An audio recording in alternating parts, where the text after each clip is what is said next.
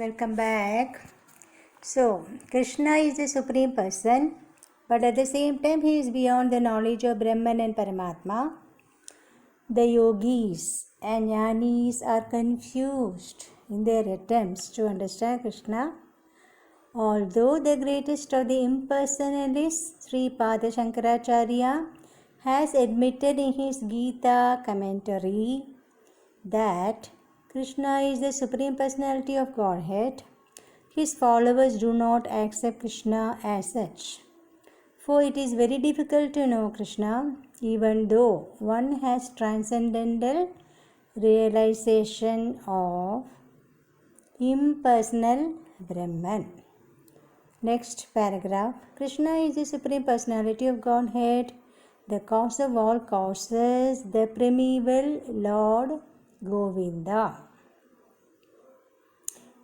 It is very difficult for the non-devotees to know him.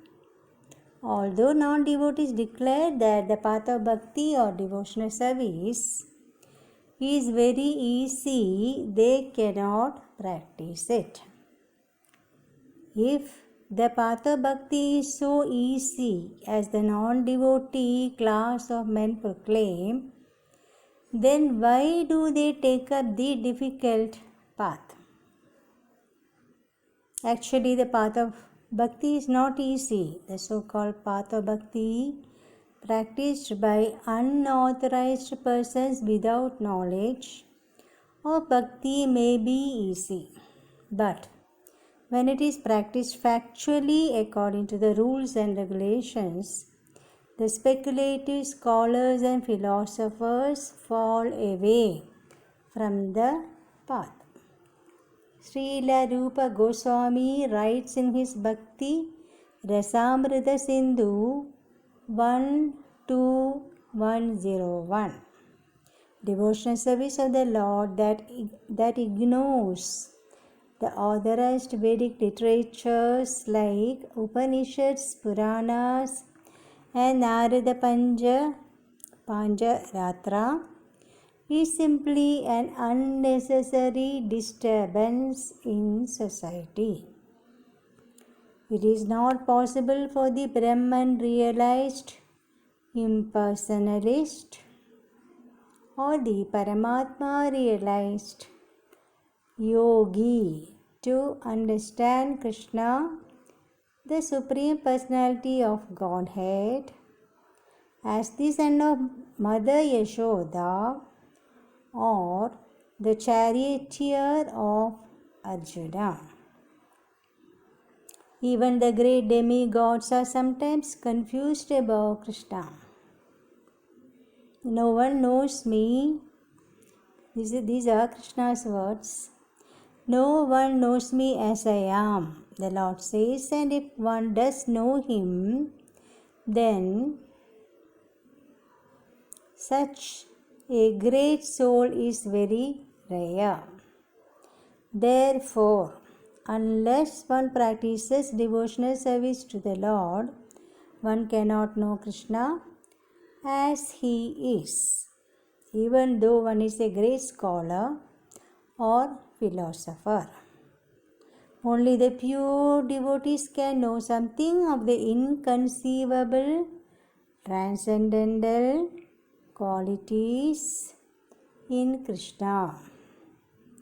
His being the cause of all causes, his omnipotence and opulence, and his wealth, fame, strength, beauty, knowledge, and renunciation. Because Krishna is benevolently inclined to his devotees. He is the last word in Brahman realization, and the devotees alone can realize him as he is. Therefore, it is said, no one can understand Krishna as he is by the blunt material senses. But he reveals himself to the devotees, being pleased with them for their transcendental loving service unto him. within bracket it is a quote from Bhakti Rasamrita Sindhu. Text number 4. Bhumirapo nalo vayuhu kam mano buddhireva cha ahankara idiyam me binna prakriti-rashtada.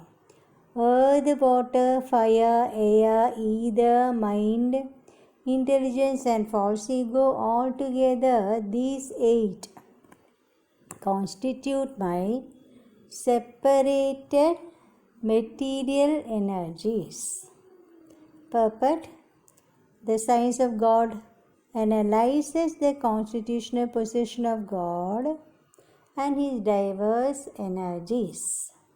Material nature is called Prakriti, or the energy of the Lord in his different Purusha incarnations as described in the Satvada Tantra. For material creation, the Lord's plenary expansion assumes 3 Vishnus. The first one, Mahavishnu, creates the total material energy known as Mahat Tattva. The second, Garbhodakashayi Vishnu, enters into all the universes to create diversities in each of them. The third, Kshirodakashayi Vishnu, is diffused as the all-pervading soul of supersoul in all the universes and is known as Paramatma. He is present even within the atoms. Anyone who knows the 3 Vishnus can be liberated from material entanglement. The material world is a temporary manifestation of one of the energies of the Lord. All the activities of the material world are directed by these 3 Vishnu expansions of Lord Krishna. These Purushas are called incarnations.